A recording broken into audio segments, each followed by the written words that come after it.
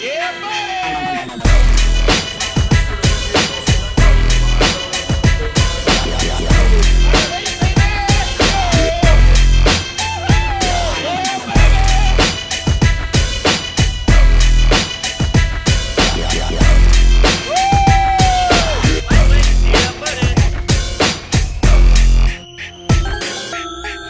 So you, like you said, you literally have to go to another level, somewhere, another space in time. And if you're not mentally strong enough to do that, you're not gonna make it in the sport. That's the key right there. Like that's literally the key. Like you can go in the gym and lift 1,000 pounds. It doesn't matter if you can't do everything mentally as strong as that. You'll never do it. I'm not saying you're not going to be a good bodybuilder. You're just not going to take your body to the elite level of its full potential. Like you're never going to get there because like mentally you have to be able to walk through a brick wall. Like you just have to be able to do it every single day, no matter what it tells you, because it's going to tell you like, you know, your brain is going to tell you like, dude, this is not worth this. Like this is crazy. Like, why are you doing this? You know, you need food, you need food, you need food. Like your body is sending that message to you. Yeah, eat. And you got to just keep blocking that shit out. And I mean, unfortunately, in this day and age, in this world, everything revolves around food. You go to a family, you know, outing, it's food. You go to a movie, it's food. Like everything you do is based around food that you basically can't do. The flip side of it too is you can't really do a lot of things. Like when Kim was competing, we had nothing. Like when Kim was competing, we had friends that raised horses. They're like, man, you guys got to come over and ride horses. And I'm like, shit, we can't get on a horse. Like Kim gets thrown off a damn horse. Like she can't compete for a year. yeah. You get on a damn horse. Like you literally are just in this. You know, it's a team effort, yet still very selfish because you have to be able to, you know, do what you do. Here's a question to both of you. At what point do you think bodybuilding goes from being mainly a physical pursuit to more of a mental game in terms of a prep? At what point and why? Ronnie? It is like that every single day. It's a mental game every single day. And that's why your mind kind of gets tired after a while, you know, because you're fighting your body. You fight your body every single day. You're in a battle. You're in a mental battle with your body every single day, and you got to fight it. You got to make it do all the stuff it doesn't want to do because, like I said, you don't have the energy. You know, to be in that kind of shape that you need to be in to win. you just don't have the energy because you got to be in this great shape, you know, to win the show. So you're in a mental battle every single day, day in and day out. And, you know, your family, they're going on about their lives. They're doing everything they want to do. They hanging out. And you stuck at home fighting. You fighting every day. When I get ready for shows, I don't go anywhere. I don't go to movies. I don't go out to eat. I don't go to parties. Nothing. I don't go nothing. I don't do nothing the whole time I'm in this prep. It's a mental battle every single day that I'm trying to get my body in this great condition. And like I said, if you're not mentally strong enough to do it, you're not going to be able to do it. You know, it gets to the point where my mom had to tell my brothers and sisters not to even come by the house because they knew I was going to have an attitude. My mom would literally herself. She would come by, drop food off. How you doing? And she would be out. She didn't come by and have conversations with me and talk to me. She came by, dropped the food off, and left. Said, how you doing? And left.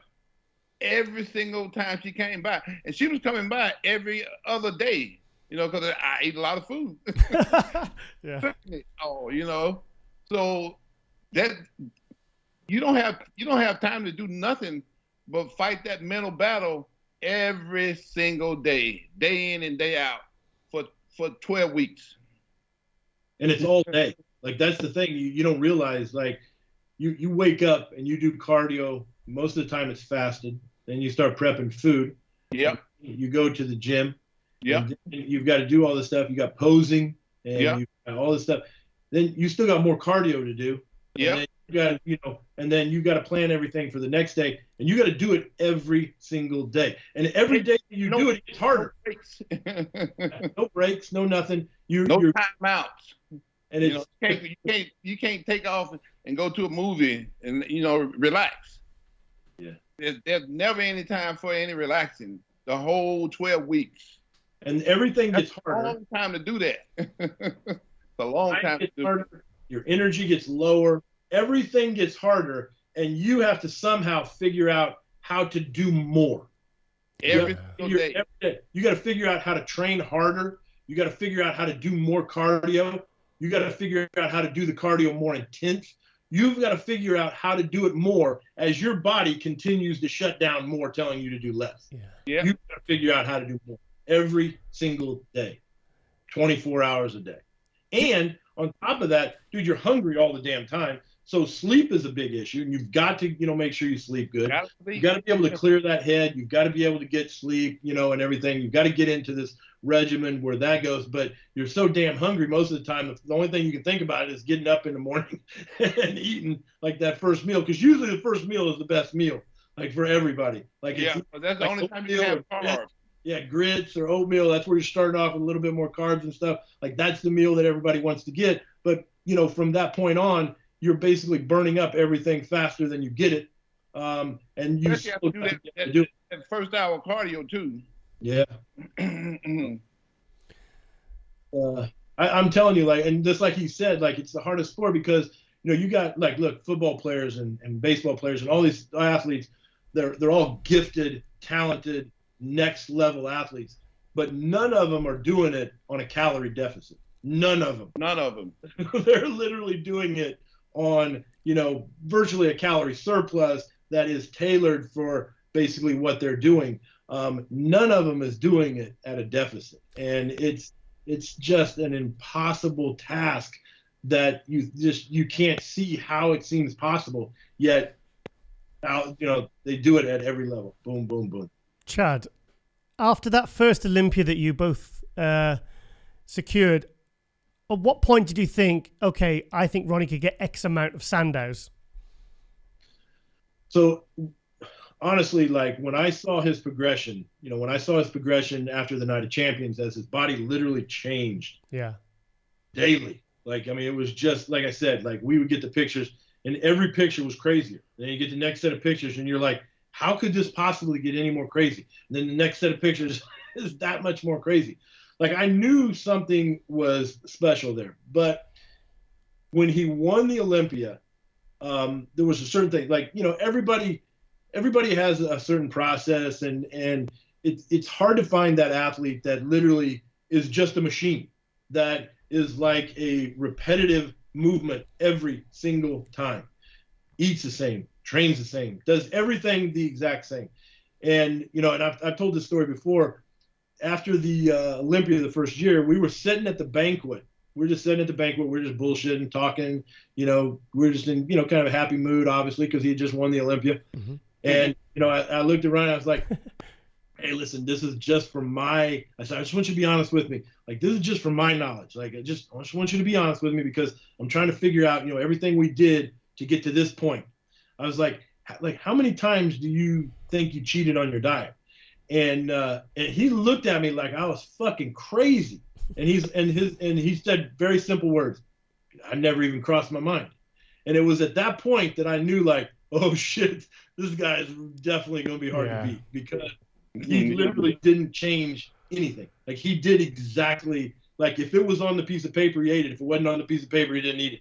He didn't veer from the game plan at all. And that's a rare thing, even at the highest level, and I mean, at the highest level. Yeah. And, there's always going to be a break. There's always going to be a point where you just, man, and even if the break is little, there'll be guys that man, I just couldn't do it. I needed something. I had a little of this. I had a little of that. He didn't have a little of anything.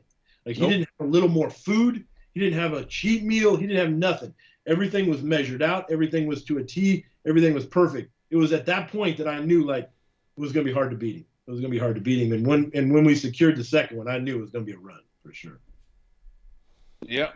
So did Joe Weider. He signed me to a 6-year contract right after I won my first Olympia. Even Wayne DeMille told me, and he's like, man, you look like you're going to be in this for a long time. I'm like, you think so, Wayne? He's like, yeah, I really think so. We're going to get ready for the tour that year after I won my first one. And you can believe you only started competing for a free gym membership, Chad. Exactly. That's the only reason why I compete. It blows my mind. I still tell that story today. The only reason why I got into it. Yeah. But he was built crazy even when he was playing football, though. Like, there's pictures of him when he was, playing at Grambling, and you could tell, like, I mean, he looked like a freaking bodybuilder then. Yeah, I had 22-inch arms in college when I was playing football. I didn't have crazy legs, but I had some big arms.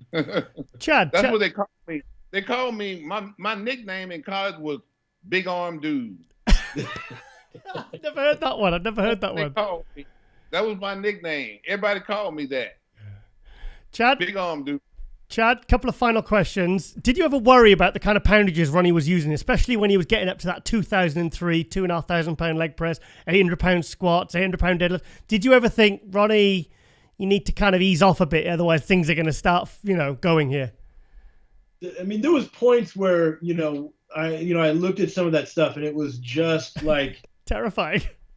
It was unbelievable, right? It was unbelievable. But you could just tell like he was built different. Yeah. But the crazy thing was like his as strong as he was, like obviously, I mean, his body obviously was made for this. Like it was made to do the things that he did. Like people just aren't able to do those things. I don't care how like driven you are, how strong you are, like you're just not able to do those things.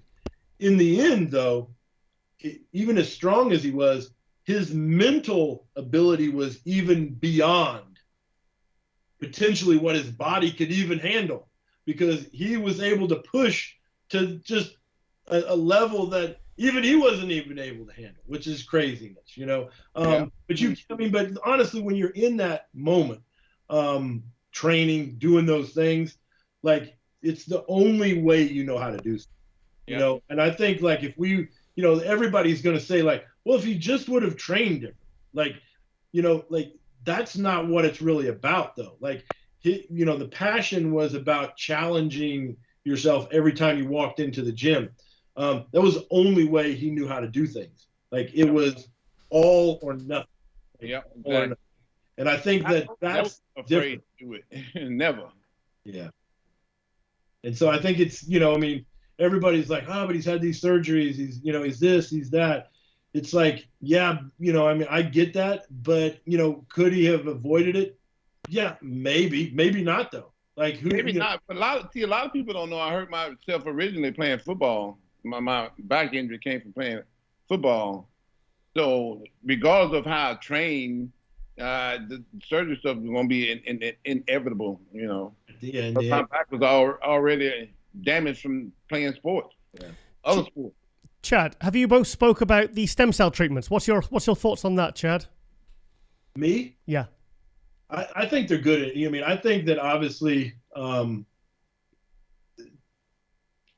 I think they can be phenomenal in the right situation. You know what I mean? And I think I've talked to people that have had them done, and the results were so. But I've talked to people that had them done, and the results were unbelievable, like next level. Yeah. And on paper, that's what it looks like. On a case-by-case basis. Yeah. On paper, it looks like it can be just a game changer. And I think that, it's just going to be one of those things that, and I think that science will continue to progress as well. You know what I mean? Like, I think that's going to continue to, move forward. And, the things that I think that they're going to be able to do in the future is going to be like, it's going to be unbelievable, I think. It's going to get better with time. Exactly. Yeah, absolutely. How are you feeling, Ronnie? Great. Best ever. Best ever in a long time. So yeah, I'm real positive, upbeat about it. Chad. If you were going to describe Ronnie in one, it's my final question to you, Chad. If you're going to describe Ronnie Coleman in one word, what would that word be? One word? I don't know if you can describe him in one word. Two. Two then. Three, go on. I think, I mean, it's, he was put on this planet to be Mr. Olympia. And it's, if you can't look at his physique and determine like that was God's plan for him 100%. Like, he was given different, different everything. Different genetics, different mindset, different abilities. I mean, he was given all those things for a reason. I feel like there's a lot of times there's people that are given those gifts and they never tap into them fully. Yeah. Ronnie took his gifts that were, given to him and 100% tapped into them. He was put on this planet to, show, I think, the world what the human body is, physically potential to do. I think that's a lot more than one word, but I don't think you can describe him in one word. Ronnie, do you ever think about what would have happened if you hadn't met Brian Dobson and Chad Nichols? Yeah, I sure do. I know what would have happened. What would have happened? I wouldn't be talking to you right now. Wow. Yep, I wouldn't be talking to you right now. Yeah, because I got on with the police department, and I actually believed that I was going to advance my career there and become chief one day. So I didn't quit until after my third Olympia. I believed in it I believed in it that much. So yeah. Like I said, had I not met Brian, I wouldn't be talking to you. You got to think about that too. Like, how many people? Like, I mean, I know that there's guys that train people, but their schedule is basically self-set. They can train people whenever they want. They can eat whenever they want. They can do whatever. How many people actually have a physical job and a demanding job as a police officer? How many people have that and still accomplish what he accomplished? Yep. Exactly. I mean, like, half of these guys are bitching and complaining because they have to get up and go train, and because it cuts into whatever, them playing Call of Duty half of the time. Like, that's what they're complaining about. And Ronnie literally did cardio. I mean, obviously had his mom was there to help him and all these things, but he still had to get know what he was going to get as far as the food. He had to eat the food. He had to train. He had to do all the cardio and still work. And listen, if you think it's a 40-hour job being a police officer, you're completely mistaken, because it never ends up being a 40-hour, week. No. And then you still got to go to court every fucking day. So you got court that you got to go to and all these kind of things that you got to go to. So, I mean, you're putting in 50, 60 hours a week on a police department, and then still maintaining to win 3 Mr. Olympias, while he was at that level at the police department. Like, that's unthinkable. Unthinkable. Yep. So, I had to really love working for the police department. Well, I for one am glad you both left the police service, because I think you both went on to pretty amazing things. Yep. Yep, sure did. Chad Nichols, this has been absolutely amazing. I feel honored that I've kind of somehow brought you together on Ronnie's podcast, Nothing But a Podcast. And honestly, this has been one of my favorite I think we've ever done. I appreciate it. I think it's the first time me and Ronnie ever done a podcast together. Oh, yeah. We've done interviews together, obviously, but we've never done a podcast together. Wow. Yep, first time ever. Well, maybe we'll have to do it again one day. Oh, yeah. Oh, yeah. 100%. Anything you need, man. Okay. All right, then, gentlemen. If you'll say goodbye, and we'll let you two go and get your evening dinner or something. All right. Well, until next time. We'll see you guys. All right. See you then. Thank you so much, Chad. Thank you so much, Ronnie. Appreciate it. Thanks, guys. We'll see you, Ronnie. All right, later, Chad.